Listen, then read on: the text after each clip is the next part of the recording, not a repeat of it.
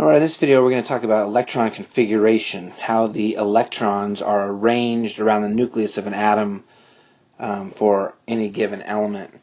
And so we'll start by kind of making a little chart here. And the first thing I want to talk about is the principal quantum number, which is given by the letter N. The principal quantum number, given by the letter N, will tell you the energy level number. So there's different energy levels. We only really need to have approximately 7, because we only have 100 and some elements, so we don't really need to go beyond 7. But we'll just kind of draw some numbers in here. 1, 2, 3, 4. We'll look at up to energy levels 4. There's a way to figure out how many electrons go on each energy level. That's given by the equation 2n squared. And so if you know on the first energy level it's a 1, so 1 squared is 1 times 2 would be 2 electrons. On the second energy level then you would have 8 electrons, 2n squared. On the third you could have 18 electrons. On the fourth you'd have 32 electrons. And we could keep going. On the fifth you would technically have then 50 electrons. But we don't ever actually need more than 32 electrons in any given energy level, because of course again we only have a little over 100 electrons. Okay, the energy levels are kind of complicated. The energy levels have sublevels, and but they don't all have the same number of sublevels. The number of sublevels that an energy level has is the same as the principal quantum number. So a first energy level would actually have 2 sublevels. Or 1 sublevel, I'm sorry. The first energy level, n equals 1, would have only 1 sublevel. That sublevel is called an S sublevel. The second energy level then would have 2 sublevels, so it would have an S sublevel, and then it would have what we call a P sublevel. The third energy level would have 3 sublevels, so that would be an S sublevel, a P sublevel, and then a D sublevel. The fourth energy level has 4 sublevels in it. It would be an S, a P, a D, and an F. And we don't ever actually need more than 4 sublevels, again, because we only have 100 and some elements.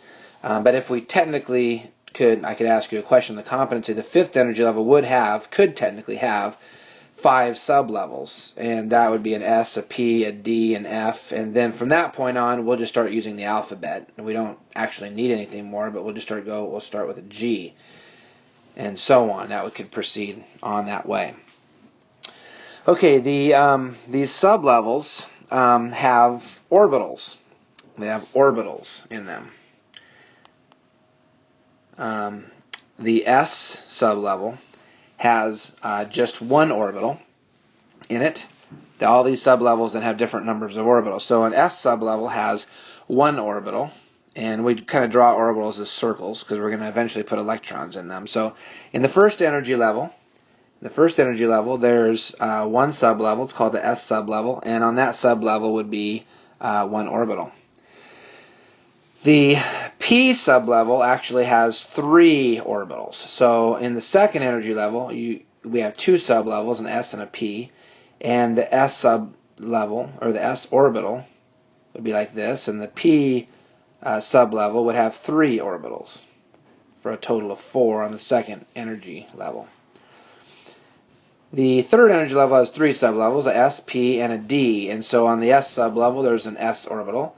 On the P sublevel there are 3 P orbitals, and on the fifth, or on the D sublevel, there are 5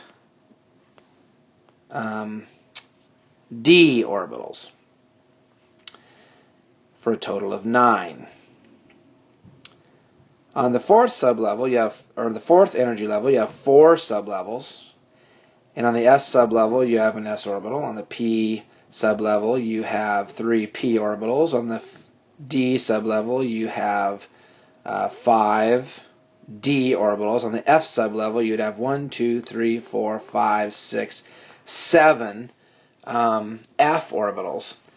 So you'll see the number of orbitals goes up by odds. So you have for S's For all S's have 1 orbital, all P's have 3, all D's have 5, all F's have 7, and if you kept going, a G sublevel would actually have 9 orbitals, and so on. Okay. All right. So, if you wanted to find the electrons on an energy level, it's 2n squared, as we showed right up here. Okay. For orbitals, technically, then it would be just n squared. If I want to know how many orbitals there are on a given energy level, on the first energy level, it'd be 1 squared, so you'd have 1 orbital. Second energy level, you'd have 2 squared, so you'd have 4 orbitals total. 3 squared, you'd have 9, and so on. So if I ask for the total electrons on an energy level, it's 2n squared. If I ask for the total orbitals on an energy level, it's just n squared. And then we have 2 electrons in each orbital. That's why this is 2n squared. So I can put an electron in there, and an electron in there, and so on. I can fill these all up. Okay. I think that's pretty good on basically the energy levels, the sublevels in an energy level, the orbitals in a sublevel, and then in the orbitals is where you officially put electrons. You can put no more than two electrons. And I think we'll leave this video there, and we'll kind of talk about how we're going to do the electron configuration in the next video.